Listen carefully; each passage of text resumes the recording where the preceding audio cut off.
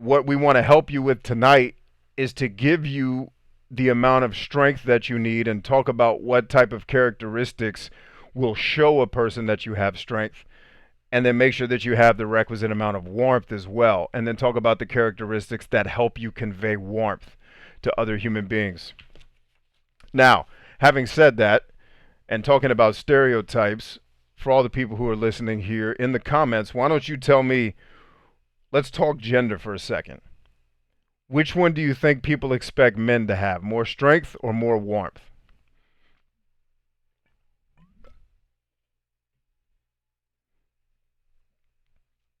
Oh, dang, was I saying permasoft beards? I think I was. That's a Freudian slip. Because I think permasoft is a different brand. My bad, permafrost. Linda Carter. Linda Carter. That's Terminator 2, right? That's Linda Carter? Yeah, I think that's Linda Carter. And I was like, y'all got Vivica Fox walking around here and we're talking about Pamela Anderson? Y'all are crazy. You know? We got, what's that lady from, I can't remember people's names.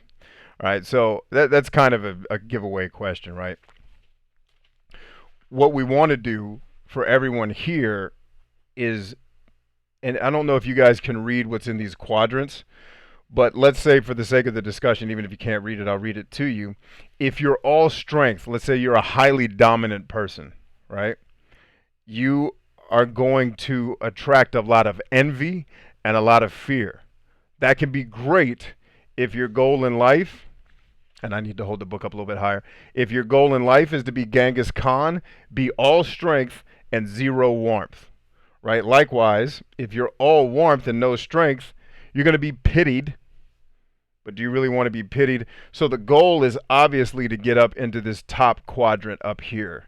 This is where admiration lives. These are the people that can oscillate properly between strength and warmth, to have both, right? If I asked you all to evaluate what I give off the most, do I give off more strength or more warmth?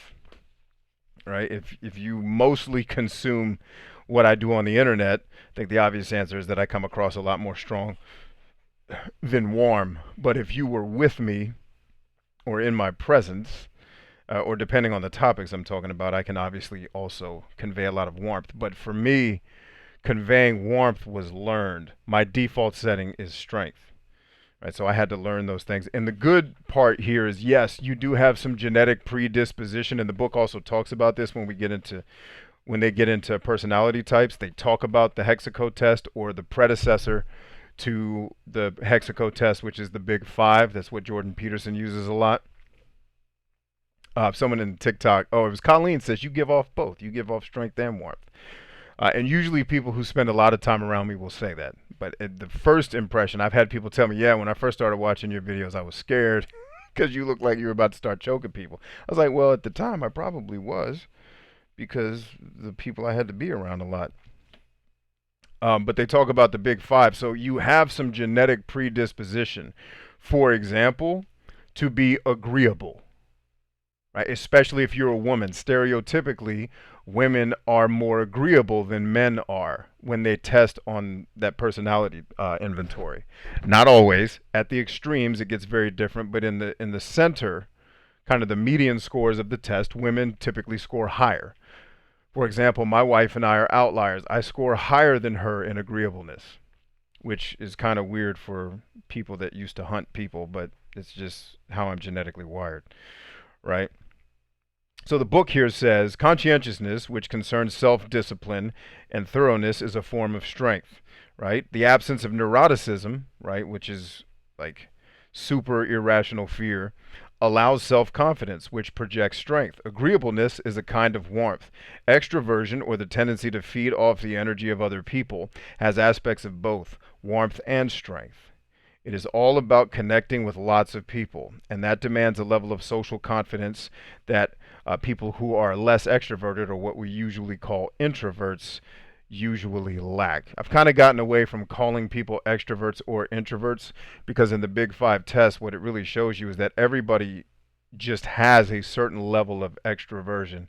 And I think with tests like the Myers-Briggs, it becomes very exclusive. It's about excluding people and saying you're either an introvert or an extrovert. It's like, well, what if somebody scored right down the middle? It's a spectrum, right? And then you'll get kind of the Myers-Briggs cultists who will say, well, no, you got to read the cognitive functions because that tells you everything. It's like, nah, it tells you a lot. It tells you a lot of good stuff, but I've gotten more into the business of saying you may just be low in extroversion. And what I like about the Big Five is it's not saying you are either an extrovert or an introvert. It's saying here are the 4 characteristics that make up extroversion, and here's how you score in each, right? So that's something to think about.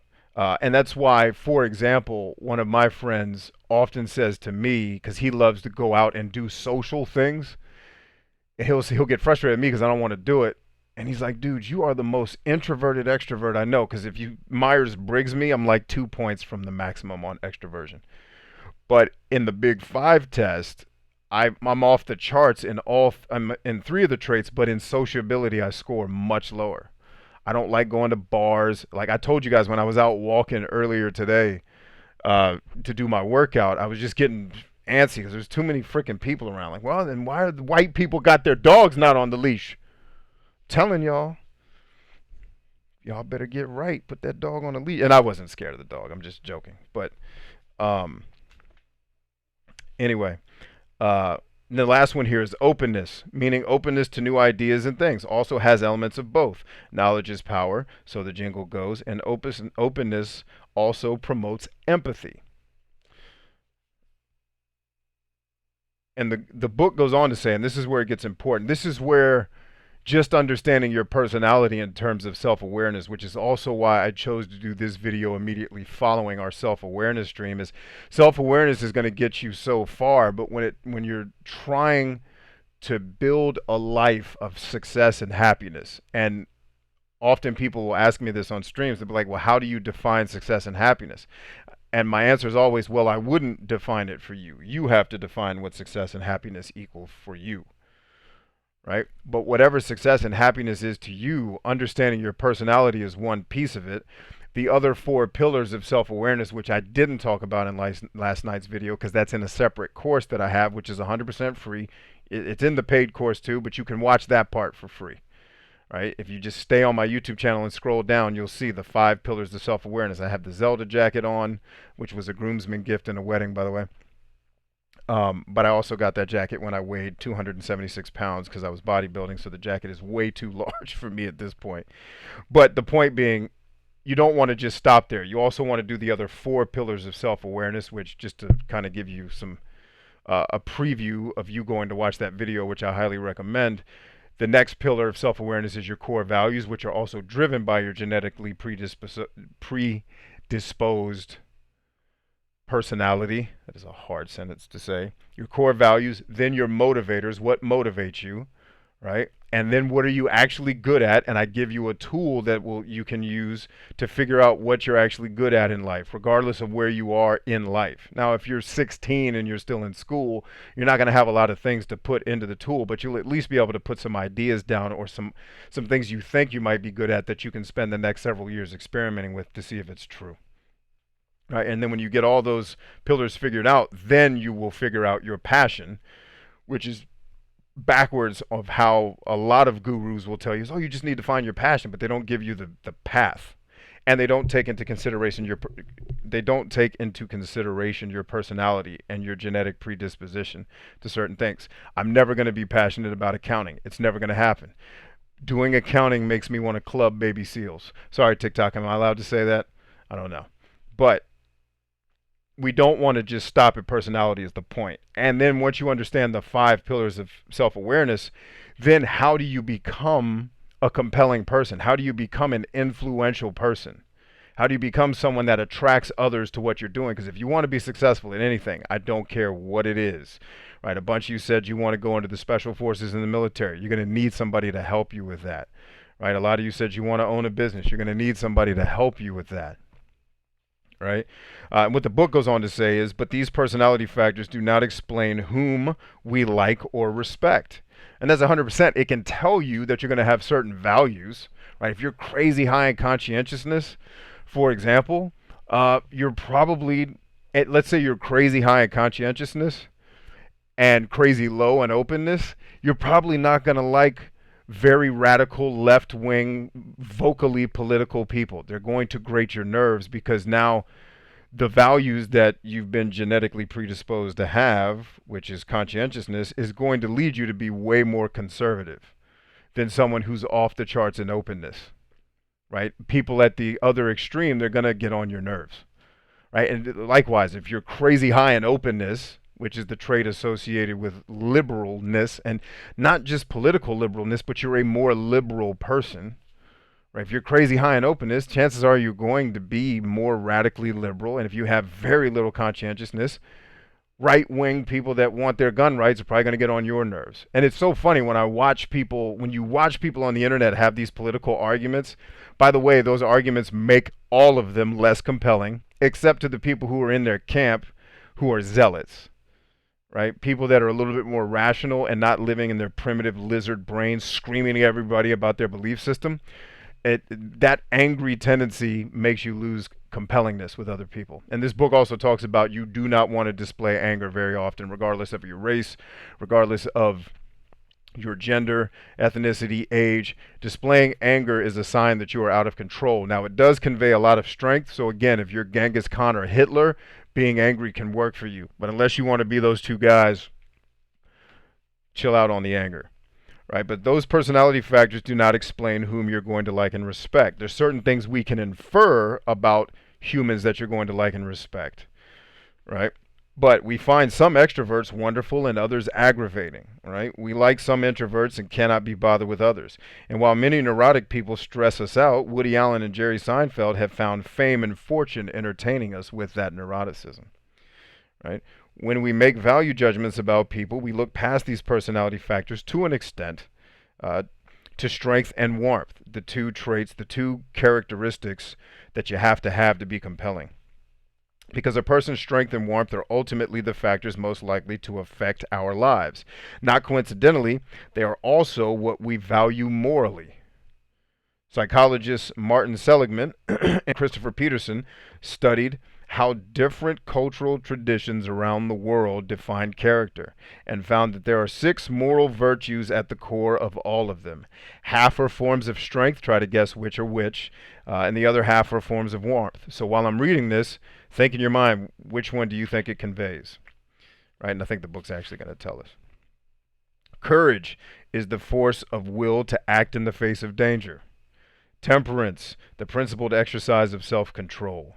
Wisdom, intellectual competence in its highest form. Justice, a commitment to fairness for humanity. Humanity, a deep and abiding concern for people's well-being. And transcendence, looking beyond the day-to-day concerns to achieve a sense that we are all connected. And it's important to note that and this is very important because this book goes out of its way to not bias people, right? They're very clear when they say it's important to note that as with beauty, strength and warmth exist in the eye of the beholder. So there's always going to be exceptions to the ideals that they're putting down in this book. But if you, let's say, interview 10,000 people, most of the people would be near the center, and then you'd have outliers, right? But you don't want to base your model of a situation, a scenario, or a populace on outliers. It's like people who say, I'm going to quit college because Mark Zuckerberg did. Don't base your life on Mark Zuckerberg. The chances of you becoming him are 0. Instead, base your life around what's more likely to happen to you, which is to not become Mark Zuckerberg. But the judgments, I cannot speak English tonight, but the judgments each of us makes are also colored by our own idiosyncrasies, right? So our own biases, our own filters that we look at the world through, right? These are things that you want to consider. And so when I showed you the diagram, it says the upper right corner is clearly the place to be. So let's go back to the upper right corner, which is admiration. Right up here is where you want to be. Right. And so what you'll learn as we're having this conversation is you probably already know whether you err more on the side of warmth or more on the side of strength. And whichever one you're weaker at, that's the one you're going to want to work to develop a little bit. Right. So let's say you're a really extremely warm person, but you lack any sense of assertiveness. You're going to want to become like when I was talking about Tony. Now, Tony is a person who conveys a ton of warmth, right? And so he needs to turn up his strength gauge a little bit. And what's going to help Tony, and I'm going to give him kind of the the answer to the test here. What's going to help Tony develop strength is one of the traits we just talked about that's associated with strength, um, which in this case is wisdom or intellectual competence. So competence is associated with strength. So when I come on here and you see that, I mean, just looking at my room is going to bias you a certain way in how and what you think of me. When you see my bookshelf and you see all these books I have up here and all this nerdy stuff going on, that's signaling to you that I have a lot of strength. So there's things that I need to do in the way that I communicate with other people that also conveys warmth if I want to come across that way. All right, TikTok. Colleen says, do you think people with warmth are upsetting to strength? No, I don't think so. I think certainly we have preferences, and where you're going to see people get put off is when folks are at the extremes of either or. All right, so to my fam on TikTok, click on my profile. I'm getting ready to shut TikTok down. So click on my profile, click on the play button. That'll take you to my YouTube channel. Right? Get on the YouTube channel, and then you'll be able to continue watching the stream. Otherwise, this will be up and ready for you to watch after we're done recording here tonight. If you can't make it to YouTube, well, I know a lot of you told me that you don't use YouTube, and that's totally fine. But I'm going to go ahead and shut TikTok down so that my battery doesn't die. So TikTok fam, I love you dearly. Stay strong. I'll see you soon.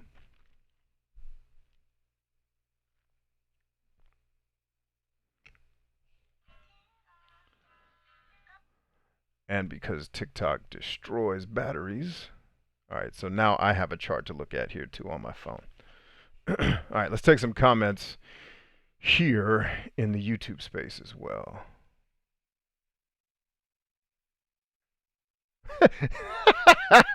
Nick said, "Leashes suck, you wuss." I know. Where I live is uppity. It's like you have to have your dog on a leash. And yeah, there is the crazy old white lady that needs to have her dogs on the leash because they're untrained and ridiculous. I was walking in that path you guys see me usually filming on, and this pit bull is just coming full bore toward me. And I hear the lady screaming, "He's okay." I'm like, he's going to be okay because this is about to be an ass whooping if he tries to jump on me because I know how to defend myself from this type of attack. Now, the dog didn't hurt me. He ran past me to go play with something else. But it's like there is an old crazy lady who her dogs are completely untrained and ridiculous. She needs to have her dogs on a leash. The lady I saw today was fine. She was just throwing the ball with her dog at the park. It was cool. No worries. All right, let's take some comments here. The knife hand used to cast the force choke. Man, I'm mostly awesome. Permafrost says, man, I'm mostly an awesome extrovert, but I get people out too sometimes. I do too. So I am extroverted. Like social boldness is one of the traits of extroversion, and I'm max on that. I forgot some of the other ones, but sociability is the trait that I'm the weakest in. Like I don't want to go to my mom's 80s party. I'm not wearing a costume. Like that type of stuff. And I know that's fun for folks. But like even at camp, when I go to this camp every year in Wisconsin, my mom would always come get me like, you're missing the family hangout. And I was just in my cabin. My kids were at the park or playing basketball. I was in my cabin either reading books or I brought my Nintendo 3DS. I was playing a game. And part of it was I was so burnt out on human beings, even as an extrovert, that I just needed ice. I was like, I live in a house with 7 people, bruh. I'm cool. Like I'm just enjoying not getting screamed at in my face by someone who smells like diarrhea. And it's funny because I told my doctor, my mom kept checking on me because she thought I was having an episode. I was like, I'm not having an episode. I'm chilling. I'm cold chilling. And my doc's like, you probably needed that isolation. But I'm especially not social when I know I'm walking into a social group where there's a very strong hive mind. And this doesn't apply to the camp. These people are freaking awesome. I love these folks. I wouldn't go on vacation with them every year if I didn't feel like I fit in. But like if I'm also being asked to go to like a social group where I know I'm going to run into personalities that are going to rub me the wrong way, it's like, no, man, I'm just going to stay home. Not going to do it.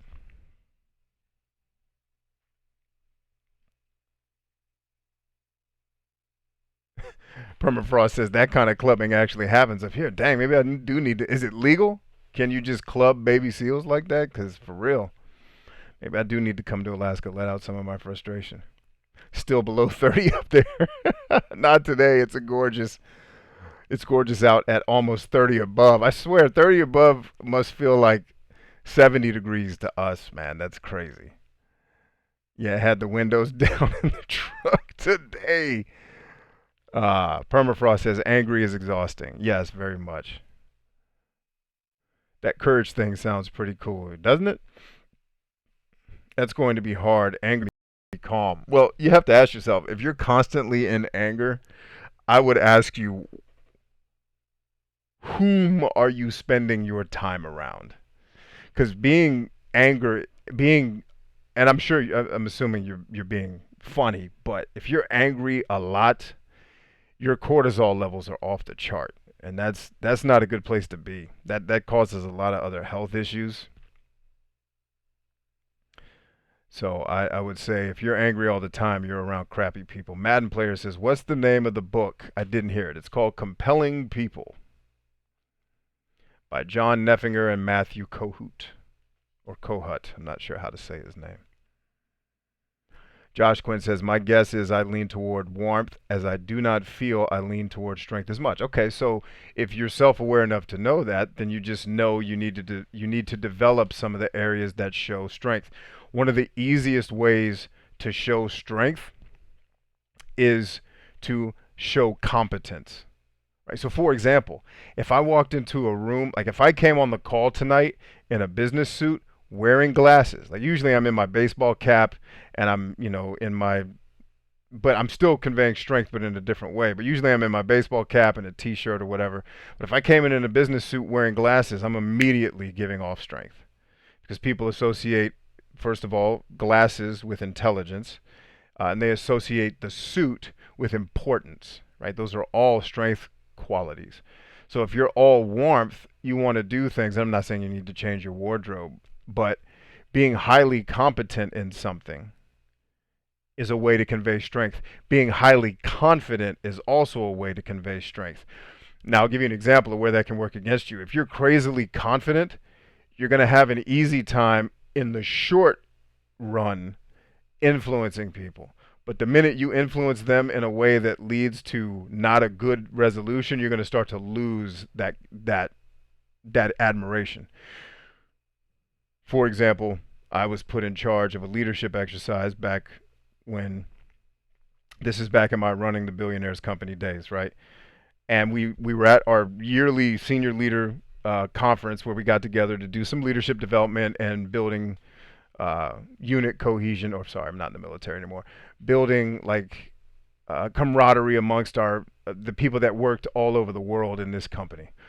And one of the team building exercises we did was called survival. And it's, the scenario is you're in a plane crash and they give you like 25 items and you have to rank order the items from 25 to 1, least important to most important, and then explain, are you going to shelter in place and wait for someone to come pick you up, or are you going to walk, I think it was 6 miles, to where civilization is, where you could probably get help. So my vice president, knowing my background, I was like, well, Brian's in charge. He's done this before. I was like, oh, Jesus Christ. And so I'm like, all right, I'm in charge. Here we go. And you had to have a team leader for the table. So I got everybody. Now I'm a confident person and I'm very charismatic. So I'm getting everybody hyped. Like, listen, here's what we're going to do. We're going to get the water. We're going to keep the alcohol. We're not going to drink it because that's dehydration. But alcohol can keep you cool if you put it on like a rag and wipe it on yourself. Like, and there's a gun. I'm like, I got the gun, and we're going to split up. We're going to have half the team shelter in place, and then those that are able to come with me on the patrol, we're going to go get help and bring help back, right? And everyone's like, yeah, we're going to make it. And then the actual survivalist came over to the table. He's like, all right, good news and bad news. I was like, all right, bad news first. He's like, you just killed your whole team. I was like, how did I do that, boss? He's like, you got all these fat people walking through the desert in California. You think they're going to survive that? I was like, well, I've done it before. He's like, yeah, they don't have your training, homie. You just killed everybody. I said, well, I left some of the people back in the rear. He's like, no, dead. He said, what you were supposed to do was use the mirror The mirror was the most important item because you can use it to reflect the sun, because the people coming to rescue us knew our last known location, and we had a map. So as you can use the map to figure out where the other planes, the flight paths were going, and try to reflect using the sun planes flying over. I'm like, how was I supposed to figure that out? Because my plan would have worked. He's like, yeah, you would have lived, but you would have killed a bunch of other people. And he's like, but the good news is that is one of the most charismatic presentations I've ever seen. It's like I've never seen a group in the years I've been doing this training walk so happily and trustingly into their death. So good job. You're good at leading people. You just don't know what the hell you're doing. That's a scenario where strength can work against you because it can get you to overvalue your expertise, and then that turns into arrogance, right? So at the extremes, any of these things can go wrong if they're not tempered with the other one. Let's see. Who else we got here? Josh Quinn says, reminds me of myself, it comes to being around family. I do not feel a sense of connection to them at times, and I do not like the idea of wearing the same color of clothing when we do family. Oh. Come on, man. The matching shirts thing. You and I would get along great, Josh Quinn. Christopher Scott says, I'm definitely not a people person. I can do it in small doses, but damn near lone wolves. And it's hard, man. I know that feeling pretty well. The key is to get around people that you really like and people that you jive with. Always, especially I tell military vets, when you leave, especially guys who've been in direct combat, find other brothers and sisters who have that story, because you're going to need them. You're going to need them because they get it. Like one of my boys called me today. It's a brother. He's actually still in the military, and he's the one that got me to go do that training exercise with 7 Special Forces group a couple years ago, because it was his college roommate who was the commander of that group. And they took us out to do the demolition with the DEA and then blowing the doors and, shooting the bad guys and all that. It was fun, man, because he called me. He's like, yo, you want to take some time off and just go do some testosterone shit? I was like, yeah, what is that? He's like, my boy's going to be commanding a team out in 7 Special Forces group. They got a training exercise about an hour from here. I'm like, when is that? Can we leave tonight? He's like, yeah, pack your stuff. You're going to need headgear for the explosives. It was, yes. We lifted. We did the demolition training in the morning, went to eat at the mess hall at this post that we were training on. And then we went to the agent in charge from DEA was like, hey, you guys want to lift some weights? I was like, what? Yeah, hell yeah, I want to lift some weights. He's like, we got a weight room in the arms room, bruh. Took us into the arms room. We were lifting weights. It was like Top Gun. It was amazing. Right? So you've got to find, if you're very much a strength guy and you find that you're kind of lone wolfing, it's just because you haven't found your tribe. And you got to, man. It's such, my life coach told me for years, he's like, you better start connecting with more vets, bro, because you're going to have a hard go of it out here trying to hang out with these crazy people. And he was right. I had to start connecting with my boy, and he actually called me today. So even if it's just virtually, bruh, stay connected with people who get it. Because I know what you mean when you say you're lone wolfing, bro. I get it. Sometimes, not always, but sometimes civilians just suck, bro. I don't have another way to say it. And that doesn't sound kind. And they don't, I'm not being objective. They don't objectively suck. It's just sometimes they have a different value set than what we were born into. And it's sometimes hard to want to, but at the same time, civilians can be amazing human beings too. So, my first mental health doc that I work with, she taught me to look at that differently. She's like, stop making the distinction between civilians and military folks, because that's not really what pisses you off. I was like, well, I'm all ears. How do I become a better person? She's like, what you hate is people who, and you don't hate the person, you hate the behavior. She's like, what you hate is when people are stupidly entitled. I'm like, yes. Entitlement is one of the human traits that will drive me up the effing wall, especially when someone is either ignorant or really stupid and entitled. That personality. So if you're around those types of people, find your tribe, man. I can't stress that enough.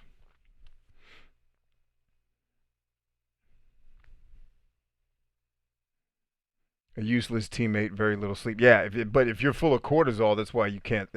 That'll kill your sleep, man. That's a survival drug, basically. That's meant to keep you awake, not let you poop. It's bad business, man. Well, I have been meaning to update my wardrobe, says Josh, but otherwise I understand. I am currently working towards getting more competence in knowledge. So, yes, that will take displaying competence will always help convey strength, right? And just remember, so the ones we're talking about, courage, the force of will to act in the face of danger, that's always going to be a strength. But courage doesn't always have to be some super Rambo hero thing. It could be standing up for someone that couldn't stand up for themselves, right? Like maybe you knew a girl that you went to school with who was getting bullied by other people in the class, and you stood up for her. It's like, hey, man, leave her alone. She's cool. That's courage, right? It doesn't have to be some war hero, superhero stuff. Like simple everyday stuff can be cool like that. Self-control, show like people who are in shape. For example, people who look like they lift weights and eat right. That is a sign of strength. Right, so there's little things that you can do. Start going to the gym every day because that's also going to work on your confidence, your social confidence. Is you're going to feel better because your body's going to release endorphins. It's going to kick out the cortisol, and then you're going to get, the dopamine and the serotonin boost that come from when you finish lifting and then you go eat, right? That's going to make you feel better, and feeling better alone is going to make you display better in front of people, right? So like fitness and eating right are a huge part of being compelling to other people. Not just because it's going to make your waistline small and make you sexy, that also helps, but it's just going to make you physically feel better, which means you're going to have more confidence and more self-esteem. April Ray says hello. What's up, April? Jim Met says hi. And INFP here, and I just want to say that you helped me a lot, and I have to thank you. Keep going, man. Thanks, Jim. I appreciate that, brother. Josh Quinn also says, oh, I heard you tell this story in one of your recent podcasts. It was a good lesson in how certain training does not work in all scenarios. Yes, absolutely, man. Nick says, dude, a pilot could have told you sit still and wait for the badass dudes you dropped off yesterday to come and get you. Yeah, this was a commercial jet, bro. This wasn't you and your. If it had been you and your boys, I would have hung tough. This was Delta. That's funny, man. I was also like 25 when I pulled this stunt, so I'd like to think I've learned a thing or two since then. Keith says, being antisocial and isolated is a good trait for the virus quarantine. Josh says, yeah, matching clothes, sadly. Also, I agree. It seems we gel for the most part in the way you think, which is why I listen to your podcast and streams. Thank you, brother. Appreciate that. Although I'm not as hardcore as you, nor rational. Yeah, I tend to look up some articles on hyper rationality. By the way, that's not a good thing. That's something that I struggle with. It's like the scene from The Matrix when Morpheus is he's trying to explain the Matrix to Neo, and he says it's like a splinter in your mind driving you mad. Right? That's what it's like for me to experience the world. It's like my brain won't accept the programming. Like my brain won't accept that people are this ridiculous. Like it can't be real. This has to be a computer simulation where I am being trained for something because people can't be this ridiculous, right? Which is a very narcissistic thing about me. Um, but yeah, that's something that I struggle sometimes with the theory. I don't know if it's a real thing, but the articles I've read are very interesting about hyper rationality. It's not fun to always be super rational because most humans, myself included, are prone to be very irrational, right? We're emotional beings, not logical beings. We just use logic to justify the emotional things that we do. But my logic is a little overactive. Like my doctors had to give me a couple exercises to work with that because I can drive people freaking nuts. Josh says, okay, I read that one. Keith says, I tried that. Turned out to be a nightmare. It was always boo-hoo, poor me. Tried what? What did you try? I don't know what I was talking about. Chris Scott says, when I'm home, I'm with my tribe. But you put it a hell of a lot better than I ever could. Permafrost Beard says, so you're not going to wear matching shirts with me? Yes, with you I'm going to do it, but that means I'm doing it ironically, right? I'm trying to look like the ambiguously gay duo when I do it with you. And that means I'm going to give you a lot of hugs in public. So it's like, oh, are they lovers? And he's like, yes, actually.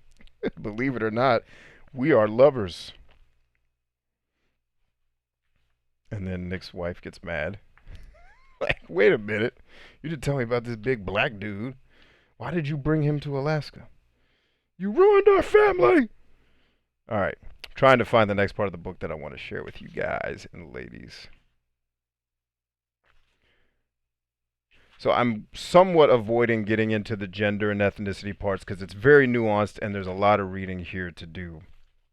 But so for the sake of being succinct, and I want to make this more about answering y'all's questions than I want to do me running my mouth. One of the things you have to understand about being compelling is that if someone doesn't know you personally, they are going to make some snap judgments based upon stereotypes and their own personal filter. And so what you have to understand, and I think this is covered in Jonathan Haidt's The Happiness Hypothesis, and if it's not covered there, it's definitely covered in Dr. David Buss's, where is that book? This book here. I can't recommend this book enough. Hopefully I don't pull my microphone out. This is Evolutionary Psychology, right? And you're going to get a bunch of internet nerds that do a lot of arguing but not very little reading, saying evolutionary psychology is not proven and its things are ridiculous. And then you'll get just as many studies that show, yes, all those people are being ridiculous. Just read it and take it with a grain of salt because some of it does make rational sense. All right? But in that book, it talks about at a subconscious level, humans are put off when you, the individual, if they don't know you, behave in a way that they're not expecting. Because we have these biases and we have these stereotypes and biases are actually a survival mechanism in the human brain, right? They're not these intentionally, they didn't start as these intentionally malicious forces for us to vilify or marginalize groups of people. Stereotypes and biases are survival mechanisms. The reason why they're a problem is because now the world, our technology has outpaced evolution. Meaning the world that we evolved for is pretty much, I don't know if I have my numbers exactly right. The world that you and I evolved for in terms of the way our brain and physiology work is about somewhere between 40 and 70,000 years ago, right? But now we live in a world where there's an abundance of food that didn't exist. The brain that we developed was built for a world that had scarce resources. It was built for a world where people were effing brutal, right? It was built for a world of competitive survival. But technology and transportation, and there's a great economics book I have on the shelf back there too that helps you understand how every civilized society started with technology and then spread it like wildfire through means of transportation. So you can trace that back to Egypt, like with the Nile River, right? You can trace that back to the Roman Empire with the Mediterranean Sea and all the routes they had to get to different places in the world.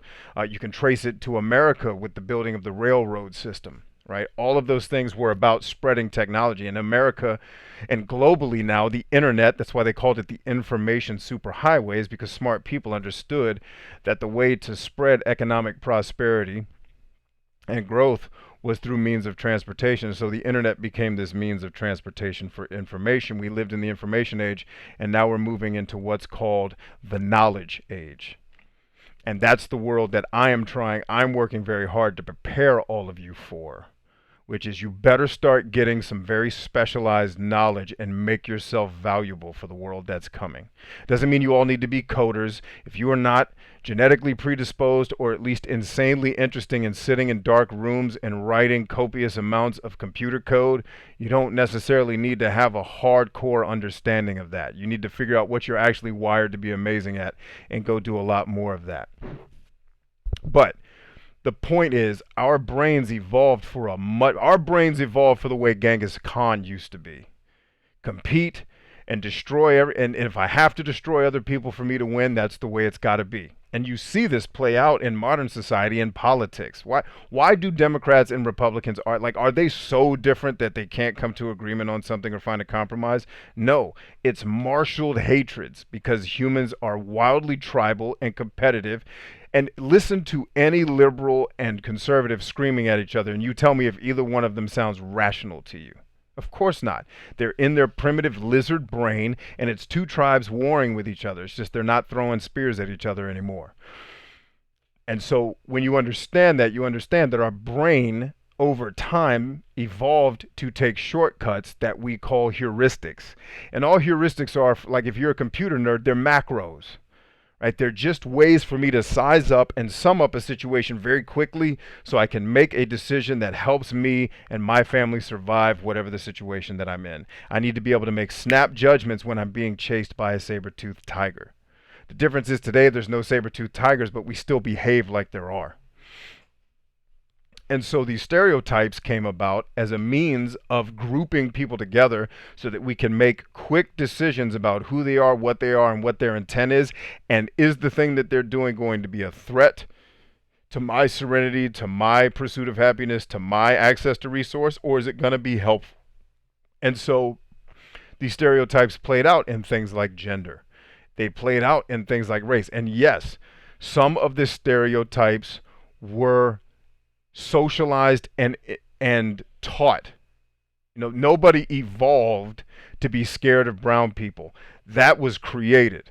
And the more recent mass lunacy of racism, if you want to call it, trace it back to the Catholic Church and go back to the 1500s where they were teaching people that brown people were too stupid and too barbaric to accept Christ. That was lies created by people in power to, one, keep a group of people marginalized and to keep our people very, very tribal. We do the same thing with politics now. If you're with the conservatives, you need to go yell at those stupid liberals and vice versa, right? It's still humans behaving like stupid lizards. And the reason why I say it was the people in power cooking this up, because I can name people who were in power that were hiring Africans as their bodyguards and treating them very well, feeding them very well. And they were treated very much low. So what was different about that African when you're preaching that Africans are horrible barbarians that are incapable of even accepting Christ? Right. Meanwhile, you're doing God's work by selling weapons to people in other countries so that you can spread the gospel. Right. So yes, some stereotypes have been cooked. Racism is literally, you almost have to be retarded to be racist because it's just tribalism for idiots. It's like, the dummies books, like Tribalism for Dummies. That's what racism is. Like really stupid, impressionable people that don't read. And if you grew up in the old school Catholic Church, you weren't allowed to read the Bible. They tell you you're going to go mad if you read God's word. It has to be interpreted by a priest.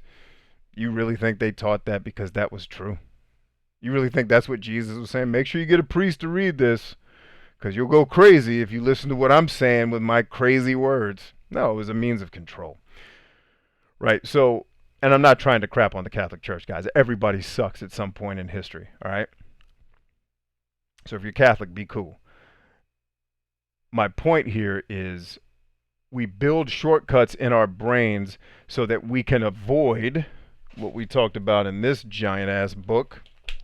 I'll read it to you one more. Hey, was that the Washington Redskins in this book? Oh, no, that's USC. I was getting ready to say I'm about to be an even bigger fan of Charlie Munger, if that was that. All right, let's get to, I'm going to read this to you one more time. I know I read it on TikTok, but we're going to do it again. Number 5, the inconsistency avoidance tendency. The brain of man conserves programming space by being reluctant to change, which is a form of inconsistency avoidance. We see this in all human habits, constructive and destructive. Few people can list a lot of bad habits that they have eliminated, and some people cannot identify even one of these. Instead, practically everyone has a great many bad habits he or she has long maintained despite their being known as bad. Given this situation, it is not too much in many cases to appraise early form habits as destiny. When Marley's miserable ghost says, I wear the chains I forged in life, he's talking about chains of habit that were too light to be felt before they became too strong to be broken. Right? The rare life that is wisely lived has in it many good habits maintained and many bad habits avoided and cured. Right? Also tending to be maintained. I'm trying to find the actual specific thing that I want to read to you guys. Okay, so Charlie's guess is that basically the inconsistency avoidance tendency is we don't like to change. Especially if you've told yourself for years that you're a conservative, even when a liberal says something that makes sense, you're still going to go against it because your brain doesn't like to be a hypocrite. It's wired that way. Okay? His guess is this mode was significantly caused by a combination of the following factors. It facilitated faster decisions when speed of decision was an important contribution to the survival of our human and non-human ancestors that were prey.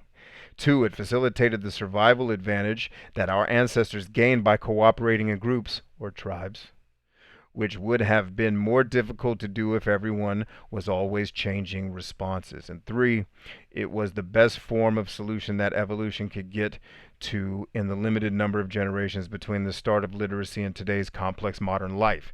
So, the bottom line is we oversimplify things because that's how we get to quick decisions. And quick decisions were associated with our survival for many, many, many tens of thousands of years.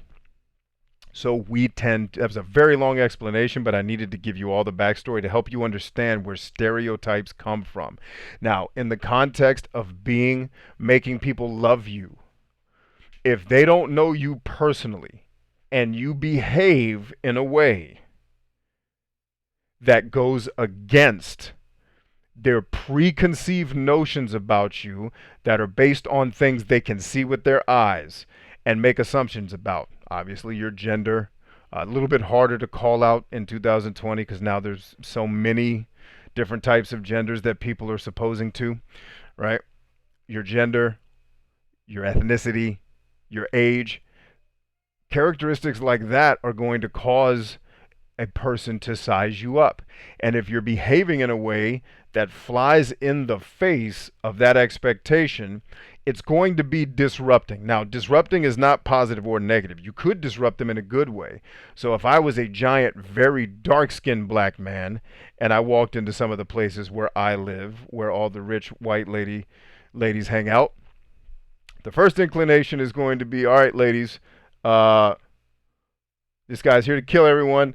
Let's be on our P's and Q's. But if I come in and I'm very effeminate, I've disrupted that expectation of being a hardcore, because the stereotype often, not always, associated with black men, for example, is that they're very cold and very strong, right? So, but if I behave in a way that's outside of the expectation, and some of these expectations can just be social in nature. They don't even have to be racial or ethnic or age or gender.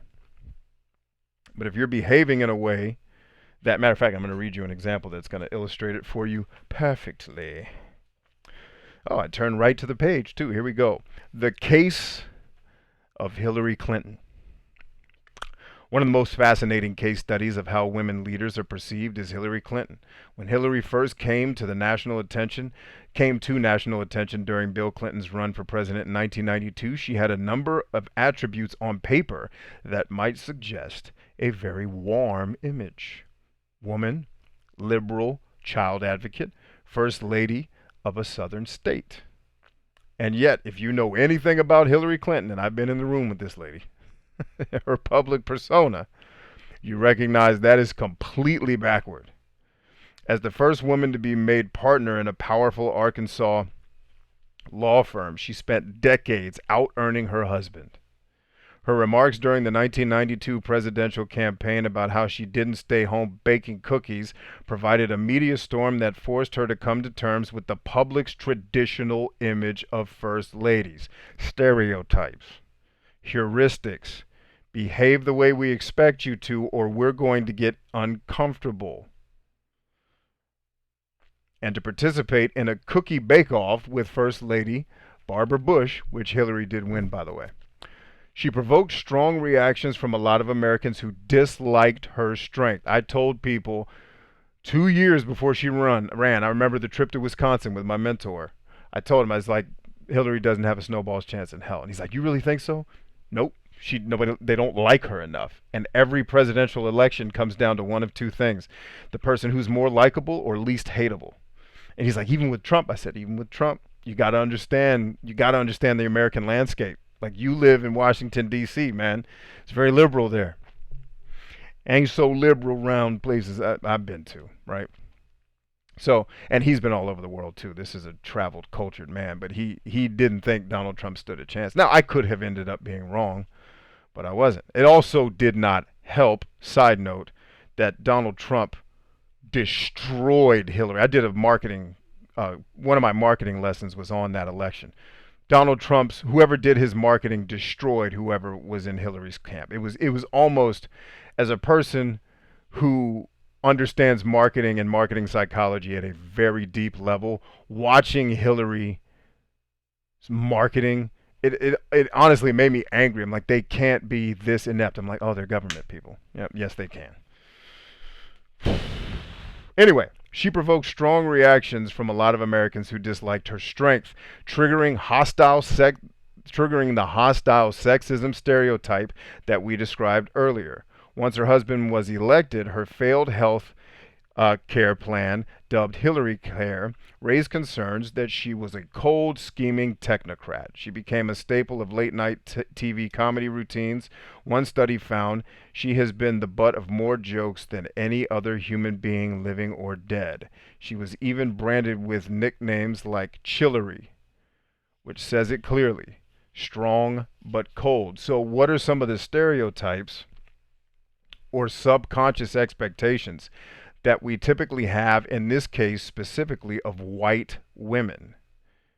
We expect them, if you're old enough to remember TV stations like Nick at Night, when they used to show the old TV shows that none of us were born when these shows were on, like Dennis the Menace and Leave It to Beaver. I used to watch all those reruns because they were cool, man. It's like being in a time machine and going back to a time that just seemed way more peaceful and less chaotic than the one we were living in. I'm sure the reality was not like that, but I'd watch these black and white shows, and the mom was always making a pie, or, hey, Tom, good day at work, honey, and loving on the kids.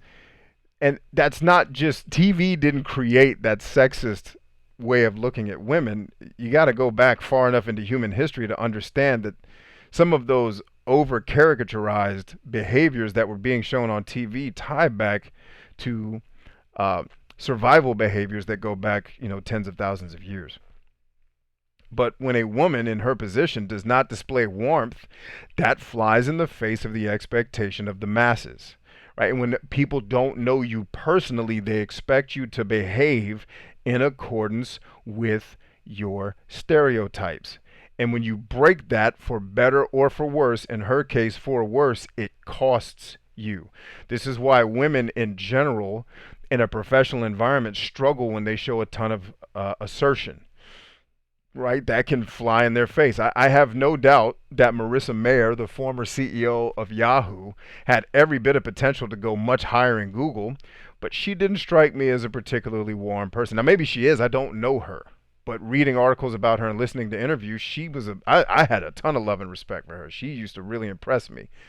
And I remember when she took the job, I was like, good for her, man. I hope she kicks all kind of ass, because I think you don't leave Google to go run Yahoo unless somebody's holding up your success, right? So when you're behaving outside of the stereotypes, there's going to be a challenge. Fast forward, I'm in college, I'm chilling at Virginia Beach with my other brown friends. The police stop us and have a spread eagle on the Dairy Queen. All right, because I guess, college-age kids fit the description for a shooting that had happened earlier that night. And so it was a white cop and a black cop. And the white cop is all up in our ish, man. He's frisking us and got a spread eagle on the Dairy Queen. Like, where were you guys at tonight? Like, and I was doing the talking for my group, and I was saying, sir, all due respect, can you let us know why we're being searched? And he says, "Were you on such and such street tonight?" I said, "That's not an answer to my question." And there's always, like, there's a lot of great police officers, and I have worked with more than my fair share of law enforcement, but in every law enforcement department, there's always one asshole. That was this guy. And he just was belligerent. And I'm guessing, partially, it's like if he thinks we committed a shooting, then he probably should be. But I'm being very respectful, saying, "Hey, sir, why are we being detained? What's up? Like, talk to us. We don't need to be frisked. We're not resisting you. What is the problem?" He's like, "Were you on such and such a street tonight?" And I'm thinking, well, that's not an answer to my question. But, sir, I'm going to be very honest with you. I don't know. This is my first time ever in Virginia Beach. I don't know the street names. We go to Hampton University right up the street from here. You may know it. Clearly, anybody that can afford to go to that school ain't in the streets shooting people, right? It's a very expensive place to be. Don't know if you've heard of it. And the black police officer was getting more and more frustrated with the situation because he's like, obviously, these freaking kids didn't do it. And he's like, "Well, there was a shooting tonight." I said, "Well, sir, I could guarantee you that shooting was not perpetrated by the gentlemen who are here with me at this Dairy Queen that you have spread eagle in front of everybody in Virginia Beach." So then this is back in the day where you could pull your car stereos out of your car, like the faceplates. And he pulls my faceplate. He's like, "What is this?" And the black officer's like, "All right, man, enough. Dude, that's a car stereo. Leave these kids alone. They obviously didn't do it." Now, the important part of the story isn't that we got singled out, right? As people potentially meeting the description of the shooters. And these were bicycle cops, for God's sake. Like, what? We're a Dairy Queen, dog. Like, do you think? And that was the thing about, like, certain police officers. It's like, where did you get trained, bro? Because we were military cadets. Like, we're on the same team, bro. Same squad here, bro.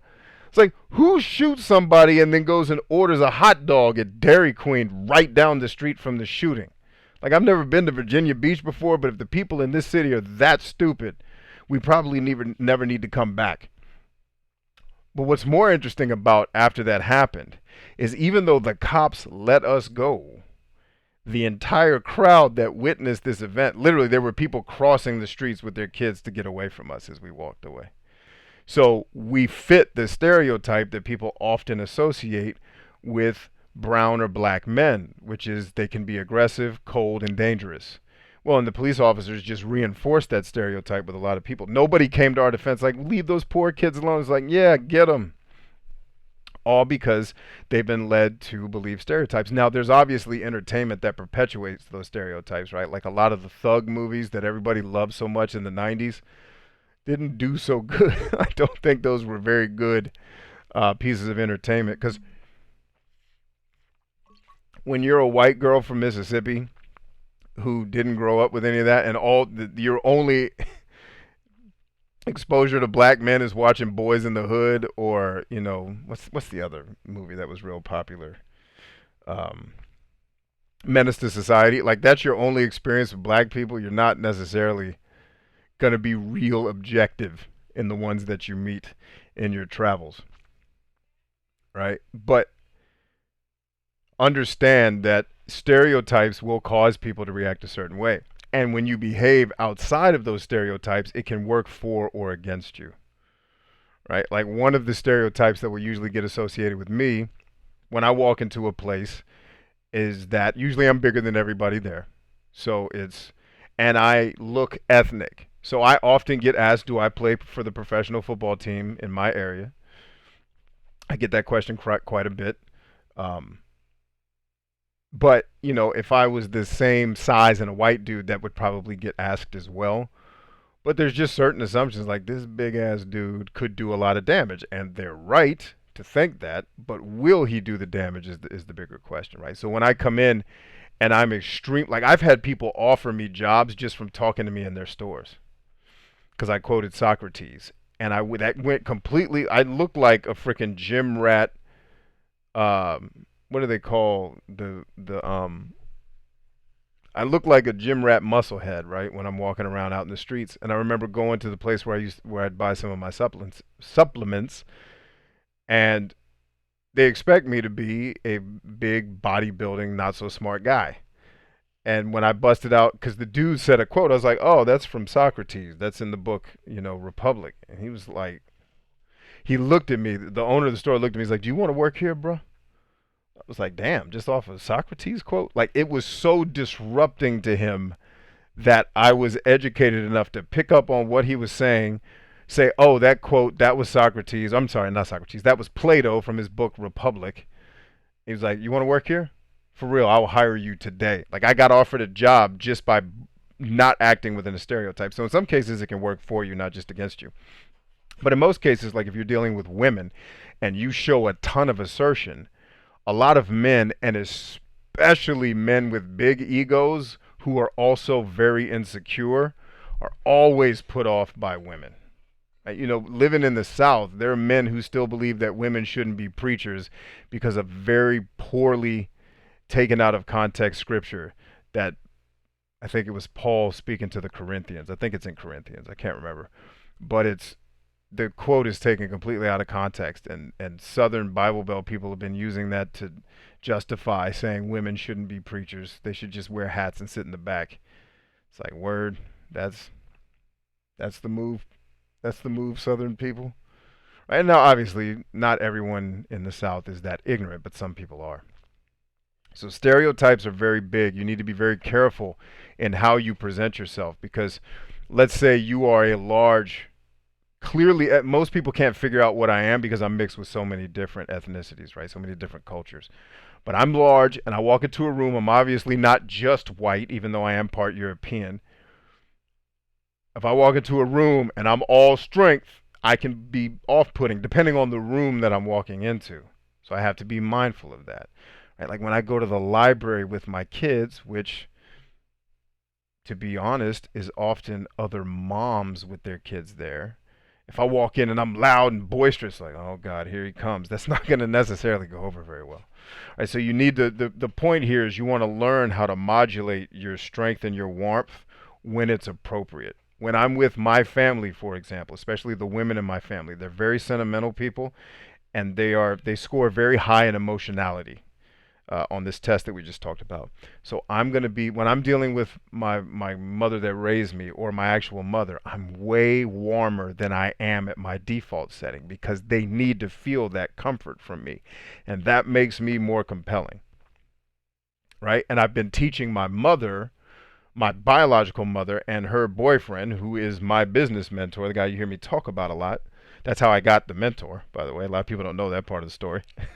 Like, just get your mom to get in good with it, dude. You get a mentor. I have been coaching her because he is a straight up off the charts genius, inventor, 5,000-pound brain. He has a ton of warmth and a ton of strength, but he hates when she's very passive. And I'm like, Ma, you got to be assertive. I know, I just not. Stop doing this shit. Get in there, stick your shoulders back and get it. He wants you to challenge him.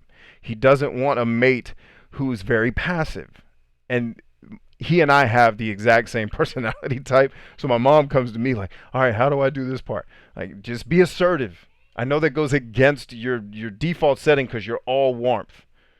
But you gotta modulate. You gotta get a little bit of that strength in there. So you gotta figure out, you gotta be able to read your setting and understand which energy you need to show in which context and in which scenarios. And when you can modulate between a ton of strength and a ton of warmth, that's where you end up in the quadrant where you have admiration. Because keep in mind, if you're all strength and no warmth, people are going to, when you're all strength and no warmth, people are going to fear or envy you, which can be very powerful. But I wouldn't stay there because usually tyrants get murdered by the people who take over the tyrant throne. Right? If you're all warmth and no strength, people are going to pity you, and you don't want to be at the mercy of people's pity, right? If you have neither strength or warmth, people are going to feel contempt for you because you're just that guy makes me sick. He has no warmth, no strength. It's like you don't have a personality.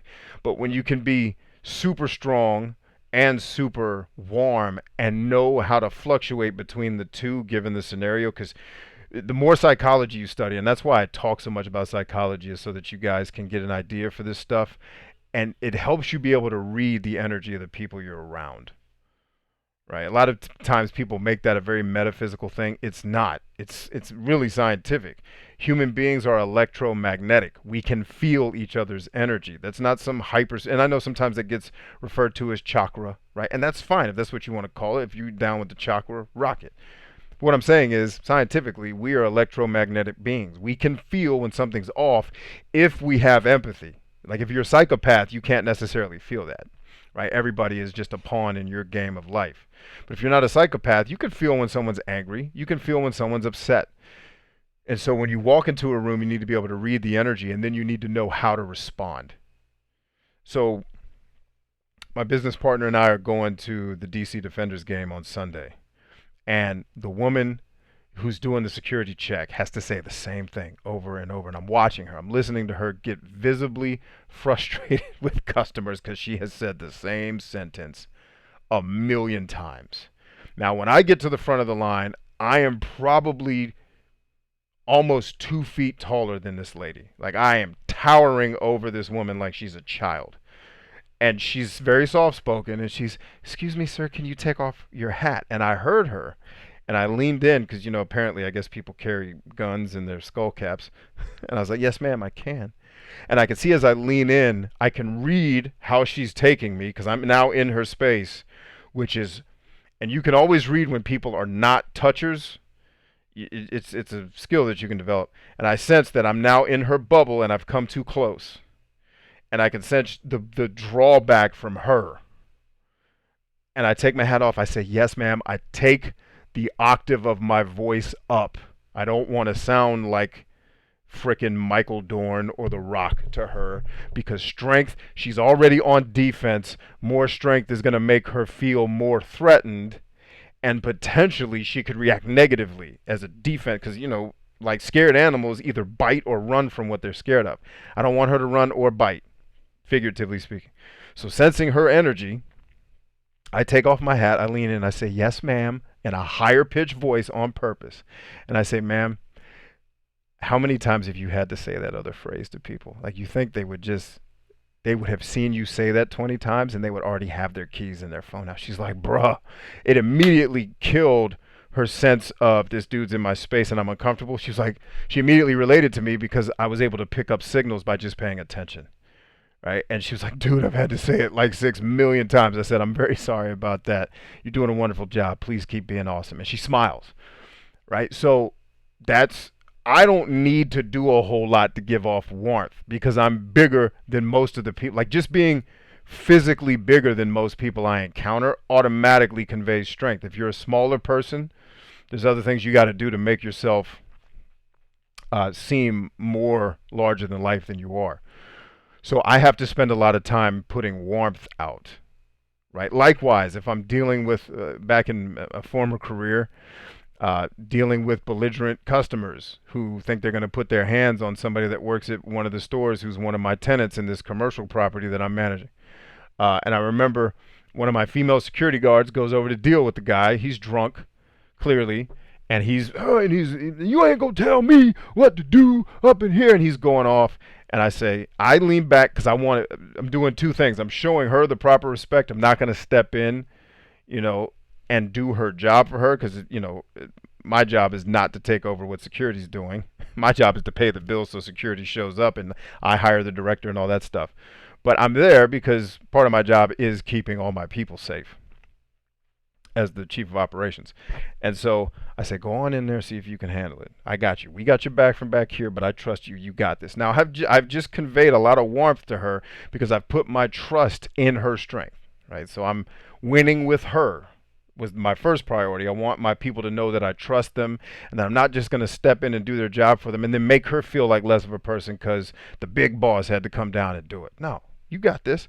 And she goes over there to do it, but homeboy doesn't want to deal with a woman. Remember what I said about ego, and remember what I said about insecurity. He was off the charts in both, and he was drunk. So there is no logic. He's all primitive lizard brain, and he's going nuts. And he's not responding to her. She looks at me. I said, "Got it." And I went nose to nose with him, and I'm on the second floor of the shopping part of this giant project that I manage. And like if it were a mall, you know how the mall has the upstairs railing, but then you can look down in the rest of the mall. And so I backed him up to the railing, nose to nose. I said, "Sir, with all due respect, there are you can leave this building in one of two ways. You can walk out now peacefully, and we're not going to call the police. I'm not going to have my security team detain you. You can walk out peacefully, and you and me are going to be cool." I said, "Or I can throw your dumb ass over this railing and then call the paramedics because you're getting ready to put your hands on one of my people. Which way would you?" Now, granted, this was a long. If I, you can't do that type of stuff today because everybody's so hypersensitive. But I had to diffuse a person who was getting ready to do physical harm to one of my people, and I had to let him know, you can leave peacefully, or I can toss your dumb ass over this railing. Which one would you like? And immediately, because I went all strength, and now I'm not screaming at him, I'm not matching his energy, I'm all assassin. Just look him straight in the eyes. He doesn't want to look me in the eyes because insecure people don't. I said, "Look, homie, this can end peacefully, or it can end with your ass busted when I throw you over this railing. Because you're not going to put your hands on my people, and I suggest you don't come back. Whichever way you leave, I suggest you don't come back." He says, "Bro, I'm sorry, dog." And he got real emotional and he got really warm with me because now he understands he's trying to convey himself with all this strength that he doesn't really have because he's really fearful. And he's one of those people that you have contempt for because he doesn't have any strength or warmth. He's posturing, he's peacocking.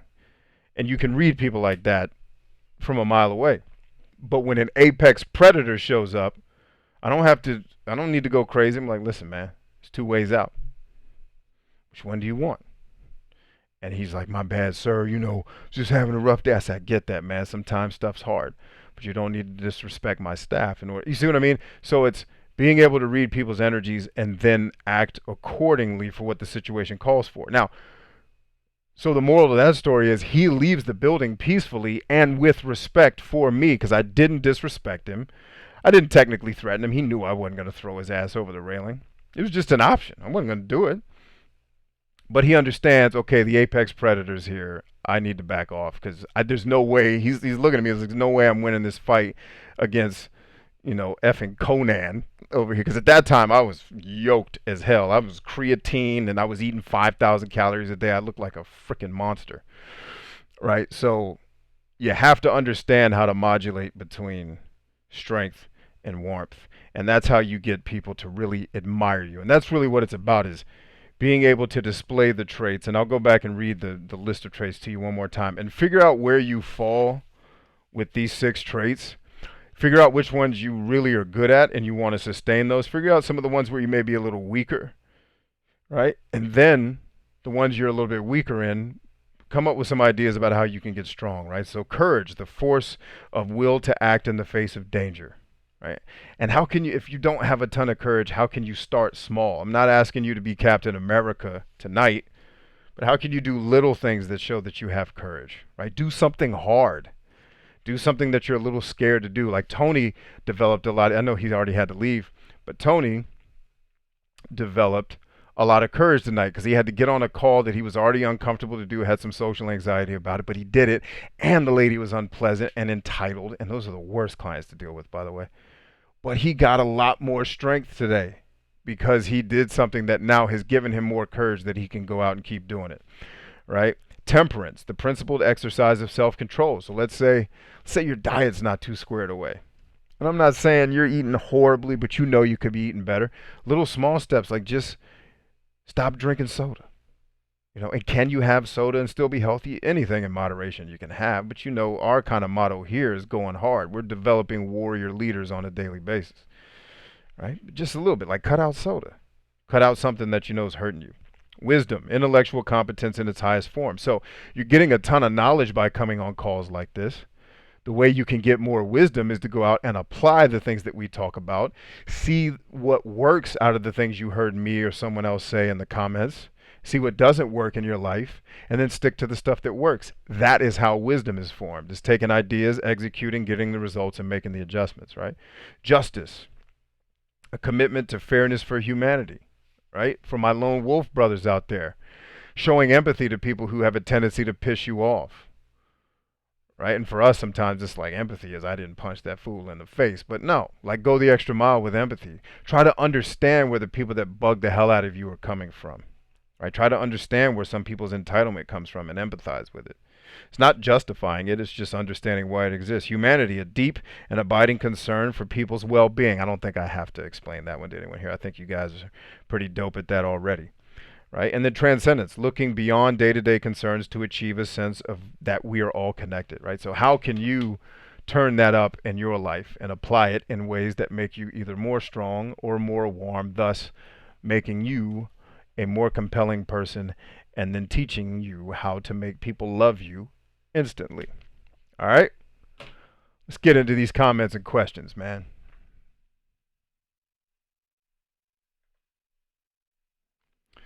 All right, I'm sure I missed a ton of questions or comments here.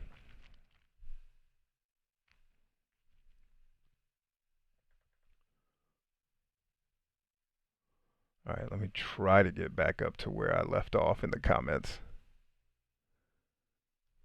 Okay, I know I was here before.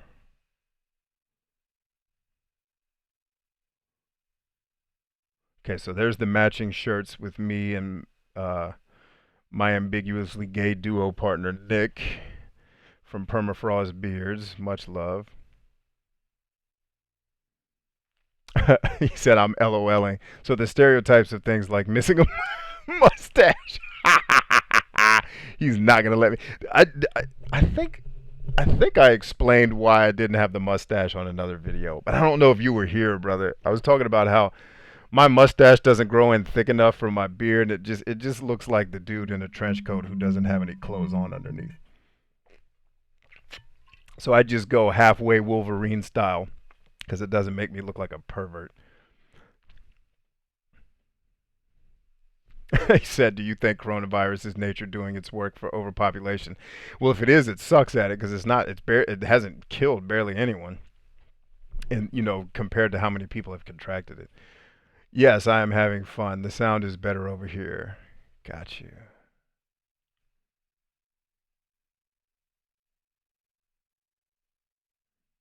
We still kill animals and build fires every day, which is dope, man. Madden Player says, "What is the name of the econ book?" The econ book.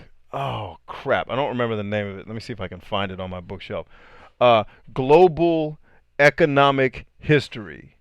A very short introduction is the name of the book. Global Economic History. I don't even know if you can find that. I got that at like a charity drive where they were selling books for $1. Oh man. I desperately need a haircut, as evidenced by this video and my curly, weird looking afro right there. So I'm watching the video with you guys.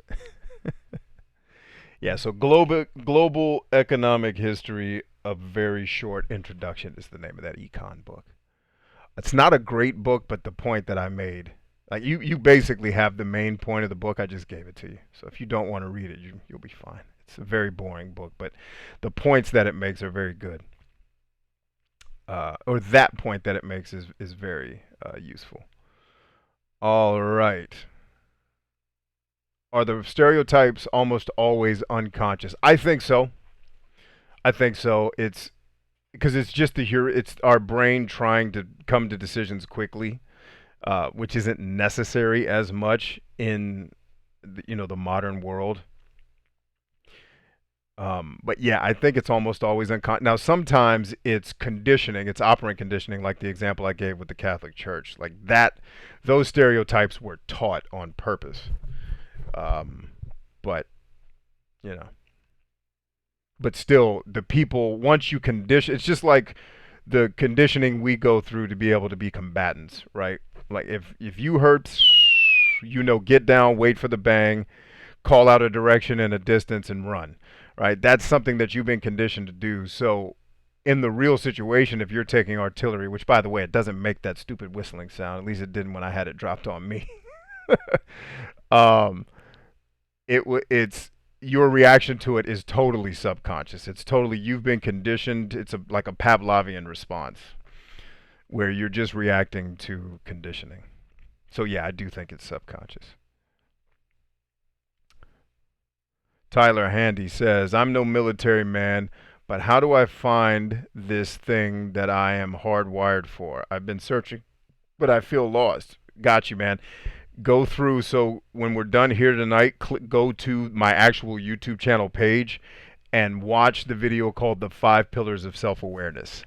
That will be a fantastic start. And then while you're at it, take the rest of the course. Watch one video every day for 70 days, and you'll be on your way. And then if you want the master's course, you can go link in the description to my paid coaching course where you can learn a lot of other valuable things. Are you familiar with the political philosopher named John Dewey? My guess is you might like what he thought of education, which is basically for people to explore and develop their significance. I don't know him by name, but that sounds like a good idea. To develop a love for learning. Yeah, and most of the intellectuals, most of the intellectuals I know today, like if you listen to Neil deGrasse Tyson, he talks about that all the time. It's like schools have destroyed kids' curiosity. Like kids don't look forward to going to school because it's such a it's a power plant. And my kids go to amazing schools, by the way, with awesome teachers. But it's not the teacher's fault. It's the bureaucratic system that makes it really hard. Like my kids have awesome principals, awesome teachers. It's freaking fantastic. But even with all those things working for it, they're still in a very it's a very kind of one size fits all socialistic system where curiosity goes to die, unfortunately. Although I'll say curriculums have gotten better than when I was in school. I tell my kids, you don't know how good you have it. Like I look at some of y'all's lessons; they're actually freaking interesting. CG says CG bad habit Copenhagen WGLC, but my counterbalance in good habits is I'm not a quitter. So maybe you need to take up quitting, and that'll make you stronger. Having a diagnosed adjustment disorder unspecified sucks. I can imagine. I was 2 or 3 years old when Hillary Clinton became a thing. I can dig it. I don't remember how old I was. I wasn't 2 or 3, though. I also have never been into politics. I honestly don't know when she actually came on the scene. I think the only reason I know who Bill Clinton was is as a kid, my parents would sometimes let me watch the Arsenio Hall show, and I remember him playing the saxophone. Funny that a less traditional woman by U.S. standards won to a more traditional woman.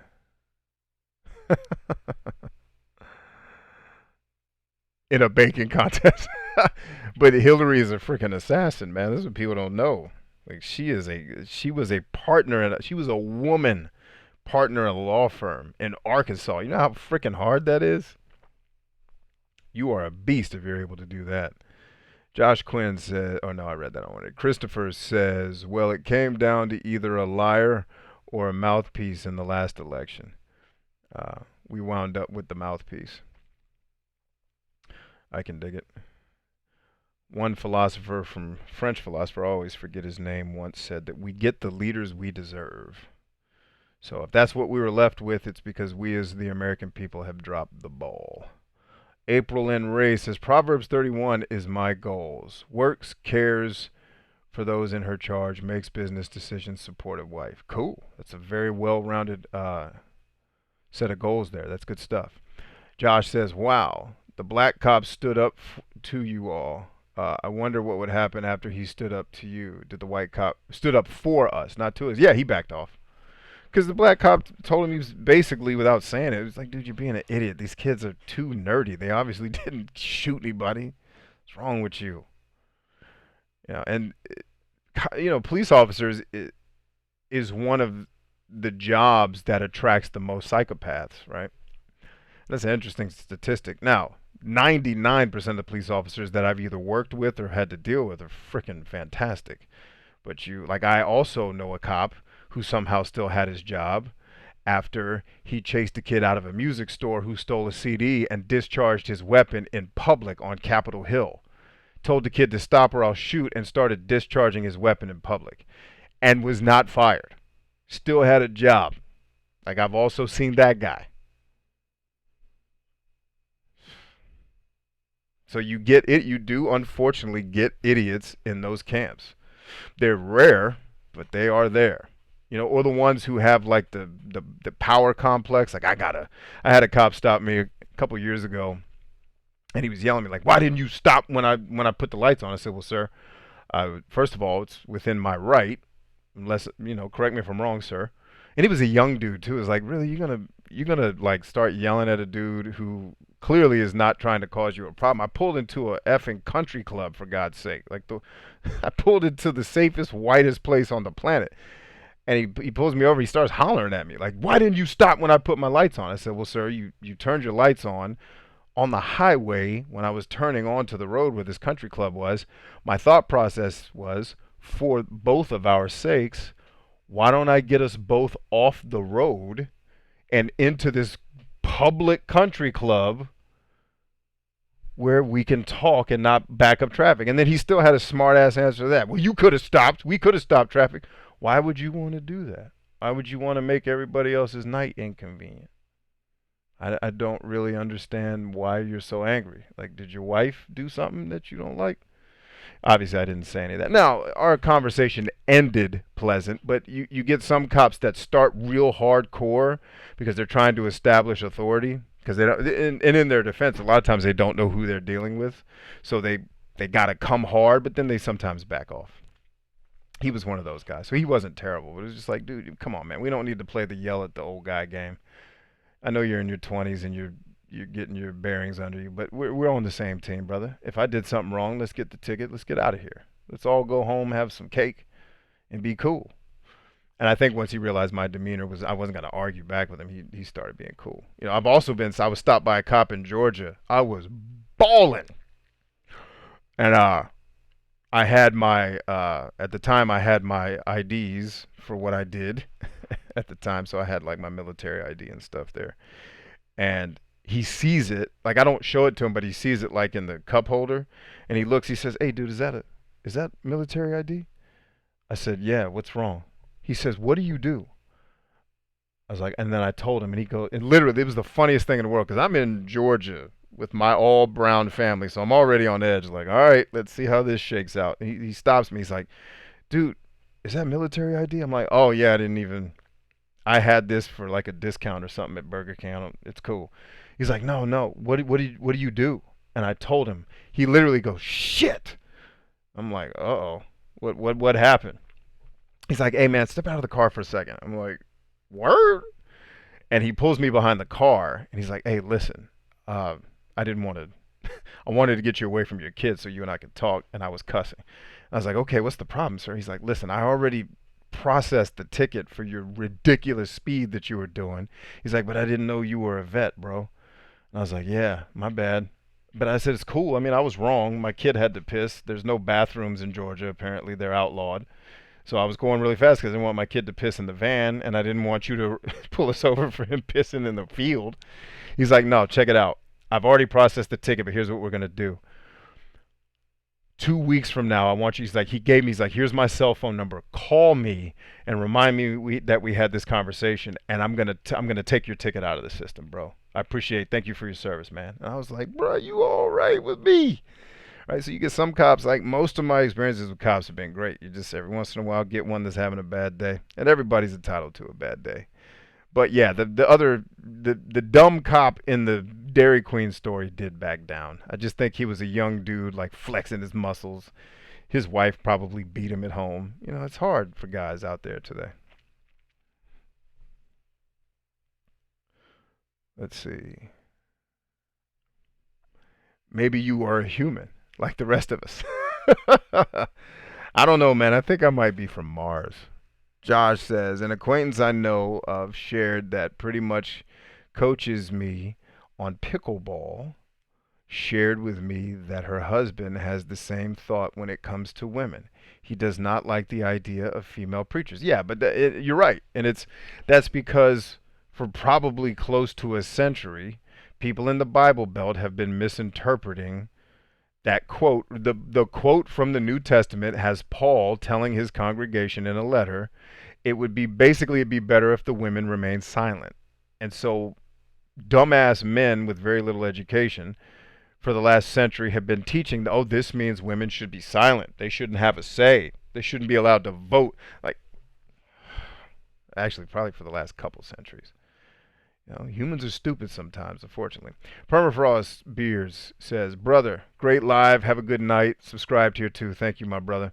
April says, why are women distant to me when I am being warm, but tend to like me more when I act almost bitchy? Well, I don't know is the only accurate answer I can give you. I might guess that some of the women you're around suck. That might have something to do. You might just want to get around better people.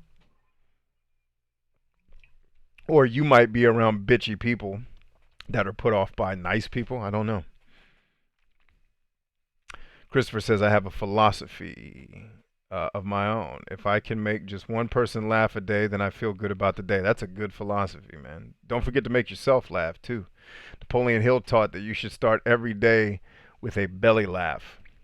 It changes your physiology and puts you in a positive state of mind. Believe it or not, laughing is very healing for the human body and soul. CG says, passive aggressives are usually chicken shits. Yes, they are. Josh says, I first learned of John from one of the recent episodes of Factually by Adam Conover, in which he interviews a university professor on student department. Oh, interesting. The gist of the problem is that higher education used to be cheaper and free in some cases, with an emphasis on learning for exploration.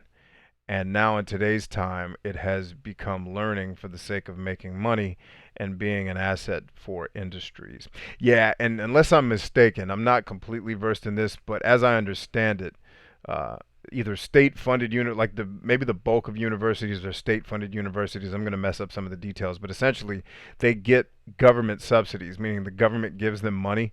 But one of the conditions upon which the government gives them money is that they have to then charge a certain amount of money, and that's why the colleges have been inflating in price for so long. I think, could be wrong about that, but again, that comes down to the government being involved in stuff that maybe it shouldn't be, if that's correct.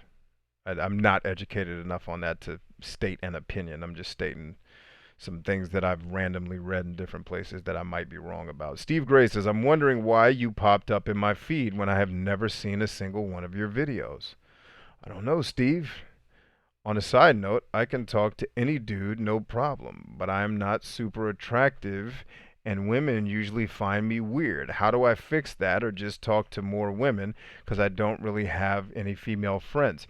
So if what you're saying is you're not very physically attractive, understand that for men and women alike, the most attractive trait that any human can have is confidence.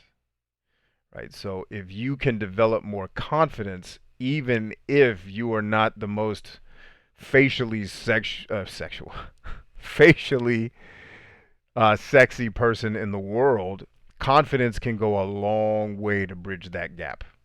A lot of people don't know that confidence is actually the most attractive trait. Like, what attracted my wife to me at first, because I was not her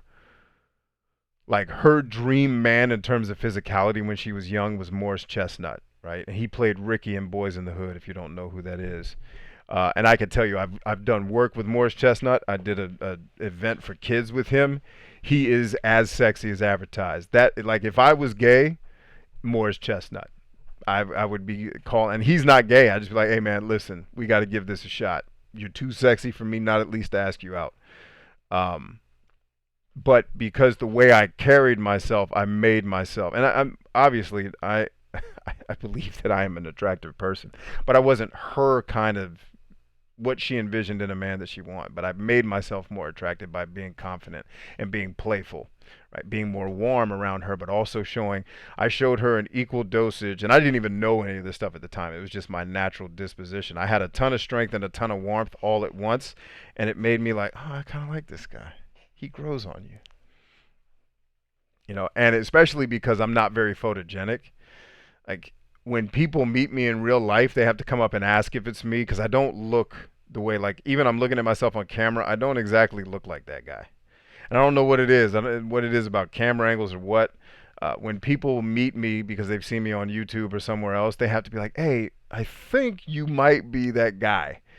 And in college one time, I had a woman tell me, she saw a picture of me, but then she met me. She's like, "Oh my God." I was like, "What's wrong?" She's like, "You're not ugly in person." I'm like, damn.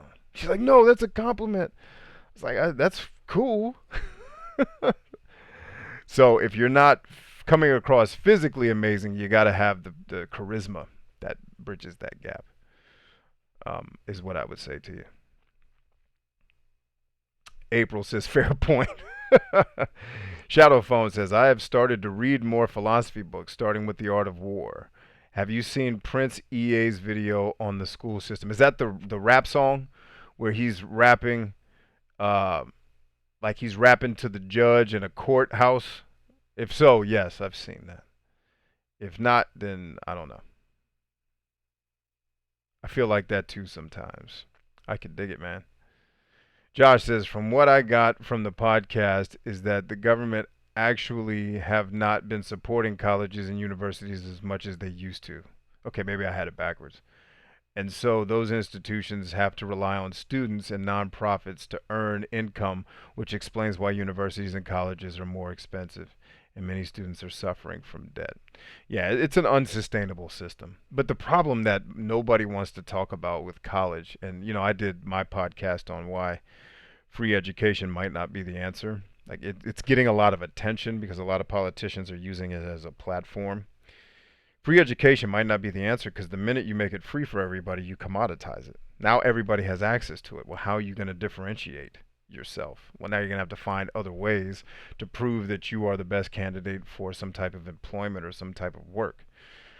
Just having a degree when everybody can get one for free is probably not going to be enough. You're going to have to set yourself apart, which is why I tell people all the time, buy your first name's lastname.com and get busy on social media showing people something you're awesome at, because I think that's going to be everybody's calling card more than college. I've already told my kids not to go to college unless they pursue a unless one of my kids, and one of them right now is toying with the idea of becoming a doctor. I said, okay, if you want to be a doctor, you have to go to college. You got to do that. I said, but if you don't want to be a doctor, like they're going to be in trade schools. I have them helping me with stuff that I do in media so they can learn skills. I've already told them, listen, college is not mandatory in this family. You'll have plenty of things to do that do not require a degree. And we don't need to spend money in cash or go into debt to give you a piece of paper that's not actually going to help you ever pay that debt off. Jennifer Lynn says, "Randomly stumbled upon you on TikTok and am very happy I did." I'm very happy too, Jennifer. Thank you very much for your kind words. Bless you. April says, "Sometimes people think I'm fake when I'm nice. Could be them, but I've been told when I'm angry, I'm too vicious with the truth. Verbal assassin, I've been told. Maybe they think that's the real me." Well, the truth is, the real you is a bunch of different people, right? We probably have 25 different personas that we um, flow in and out of in different situations, right? So the assertive you is no less real than the person who's trying to be nice, because the person who's trying to be nice is probably trying to build trust and rapport. Now, it may seem inauthentic to people who have seen the other side of you, but that doesn't mean that it is. Like, I don't know anybody, unless you're trying to manipulate somebody, being nice to them isn't being fake. It's just you're trying to be nice because you feel like that's the right move in this circumstance. If you're using it to manipulate somebody, yeah, then it's fake. But if you're just trying to be kind and pleasant, there's nothing fake about that. That's you trying to exercise a different facet of your personality. So don't fall into the trap of thinking there's only one real you. Matter of fact, listen to my podcast titled, let me not screw, I've been saying the title, I think I've been saying it wrong. I want to actually read it so I can tell you what the real title is, if this website will load.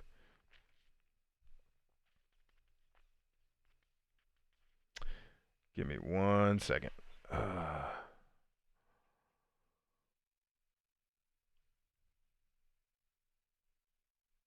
Wow, was it that long ago that I shot that podcast?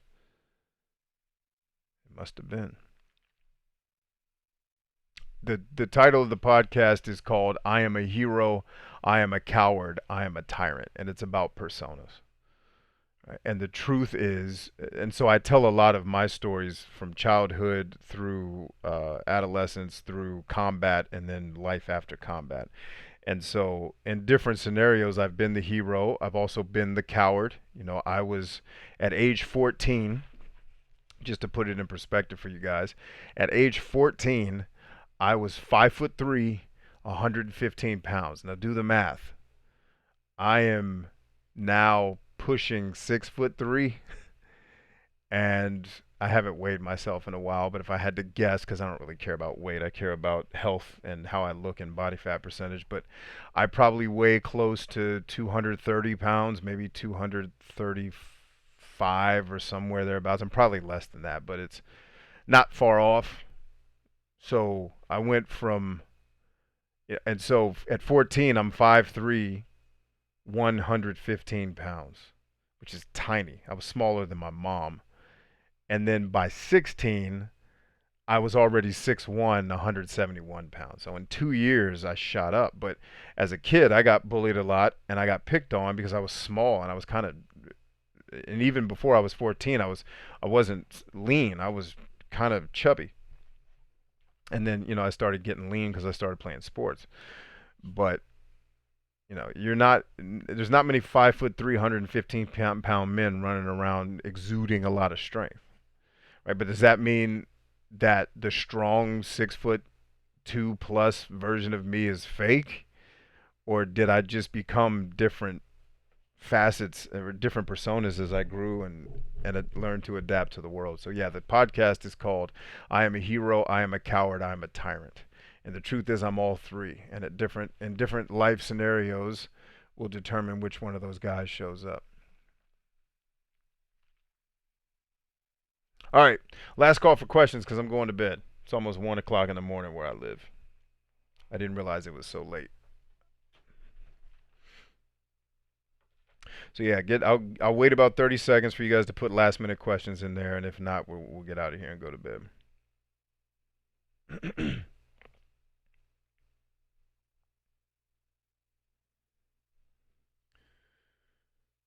Josh says, I see. I should listen to that podcast again. But in the meantime, I have one more thing before I leave for bed. I'm currently working the Elysium diagram you shared in the 5 pillars of self-awareness and the part about asking strangers. Okay.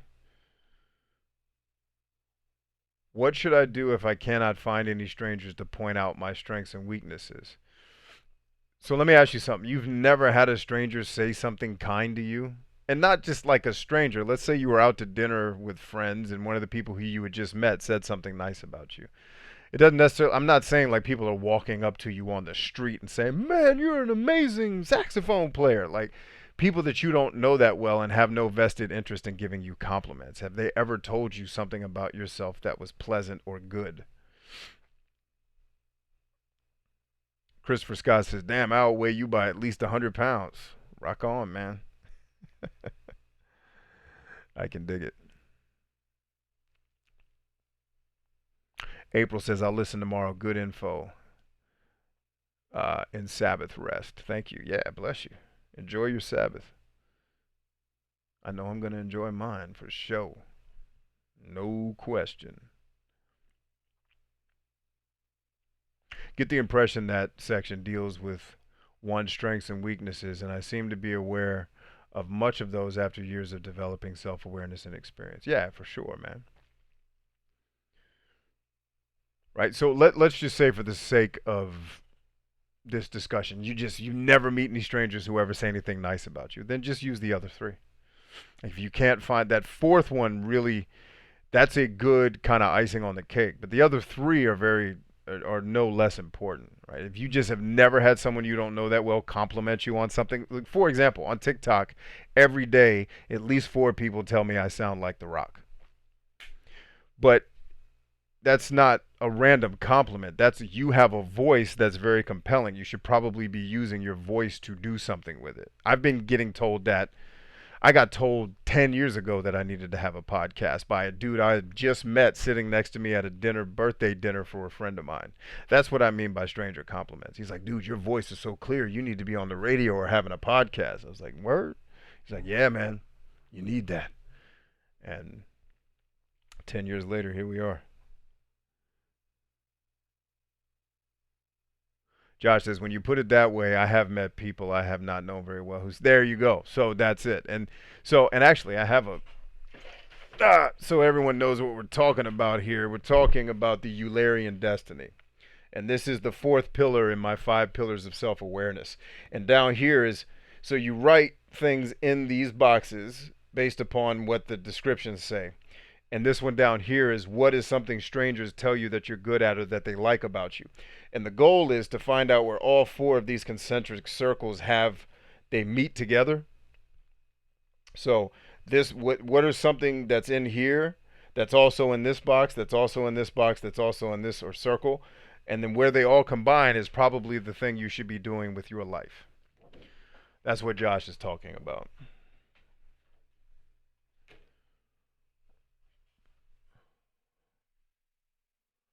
Madden Players says, have a good night. This was informal and has taught me something. I'll definitely watch more. Bless you, man. Thanks for coming out. Word up. All right, I'm out of here, guys. Thank you so much for rocking with me. Thanks for hanging with me, all of you that stayed to the end. Freaking awesome. You guys all rock. You're all great.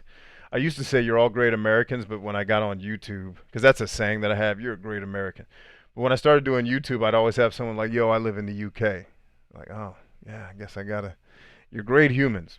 But I appreciate all of you being here. I love you dearly. Remember always that we are stronger than I. And we should be shooting our next podcast. Nope, tomorrow's family movie night, so I probably will not be streaming. But Sunday night, we should be shooting our next podcast. So stay tuned for that. I will make an announcement on TikTok. And I think we will stream the podcast here instead of on TikTok. But we'll see how that plays out. All right, friends. I will hold on. It looks like April tried to ask me something.